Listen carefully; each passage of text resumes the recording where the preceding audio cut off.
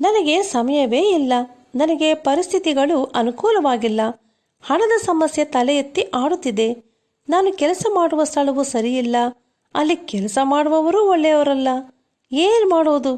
ನಾನು ಅಭಿವೃದ್ಧಿ ಹೊಂದಲು ಈ ಸಮಾಜ ನನಗೆ ಅಡ್ಡಿಯಾಗಿದೆ. ಎಲ್ಲಿ ನೋಡಿದರೂ ಅಲ್ಲಿ ಅನೀತಿ, ಅನ್ಯಾಯ, ಇಂಥ ನೆಪಗಳನ್ನು ಅನೇಕರು ಹಲವಾರು ರೀತಿಗಳಲ್ಲಿ ಹೇಳುವುದನ್ನು ನೀವು ಕೇಳುತ್ತಿರುತ್ತೀರಿ. ಯಾಕೆ ನೀವೇ ಆ ರೀತಿ ಹೇಳುತ್ತಿರಲೂಬಹುದಲ್ವಾ? ಈ ನೆಪಗಳೆಲ್ಲ ಯಾಕೆ ಹೇಳ್ತೇವೆ ಗೊತ್ತಾ? ಒಂದು ಕಾರ್ಯವನ್ನು ನಾವು ಮಾಡಲಾರದೆ ಹೋದಾಗ ಹಾಗೆ ಹೇಳುತ್ತೇವೆ. ಆದರೆ ಸತ್ಯವೇನು ಗೊತ್ತಾ? ಇದಕ್ಕೆ ಒಂದೇ ಕಾರಣ. ಆ ಕಾರಣ ಏನೆಂದರೆ ಅದನ್ನು ಮಾಡಲು ನನಗೆ ಇಷ್ಟವಿಲ್ಲ. ಒಂದು ವೇಳೆ ಅದನ್ನು ಮಾಡಲು ನಾನು ಅಪೇಕ್ಷಿಸಿದರೂ ಅದನ್ನು ಮಾಡಿ ಮುಗಿಸುವೆನು ಎಂಬ ನಂಬಿಕೆ ನನಗಿಲ್ಲದಿರುವುದು. ಇದೇ ನಿಜವಾದ ಕಾರಣ. ಎಲ್ಲಿ ಆಸಕ್ತಿ ಹಾಗೂ ವಿದ್ಯೆ ಇರುತ್ತದೋ ಅಲ್ಲಿ ಅಸಾಧ್ಯವಾದವುಗಳು ಸಾಧ್ಯವಾಗುತ್ತವೆ. ಒಬ್ಬ ವಿಜ್ಞಾನಿ ಸಂಶೋಧನೆಗಾಗಿ ತನ್ನ ಪ್ರಾಣವನ್ನೇ ಮುಡುಪಾಗಿಡುತ್ತಿದ್ದ ಕಾಲವಿತ್ತು.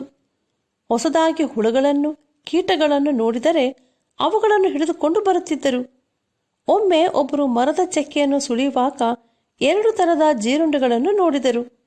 ಎರಡನ್ನೂ ತನ್ನ 2 ಕೈಗಳಿಂದ ಹಿಡಿದುಕೊಂಡರು. ಇದ್ದಕ್ಕಿದ್ದಂತೆ ಇನ್ನೊಂದು ಜೀರುಂಡೆ ಕಾಣಿಸಿತು. ಒಂದು ಕ್ಷಣ ಆಲಸ್ಯ ಮಾಡಿದರೂ ಅದು ತಪ್ಪಿಸಿಕೊಂಡು ಹೋಗುತ್ತದೆ.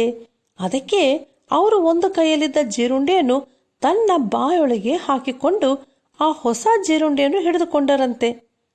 ಪರಿಸ್ಥಿತಿ ನಮಗೆ ಅನುಕೂಲವಾಗಿರದೇ ಇದ್ದರೂ ವಿವೇಕವು, ವಿಶಾಲವಾದ ಮನಸ್ಸು ಇದ್ದರೆ ಎಲ್ಲವೂ ಸಾಧ್ಯವಾಗುತ್ತವೆ. ಹಾಗಿಲ್ಲದಿದ್ದರೆ ಸೋಮಾರಿಗಳಾಗಿ ಏನನ್ನು ಮಾಡಲಾರೆವು.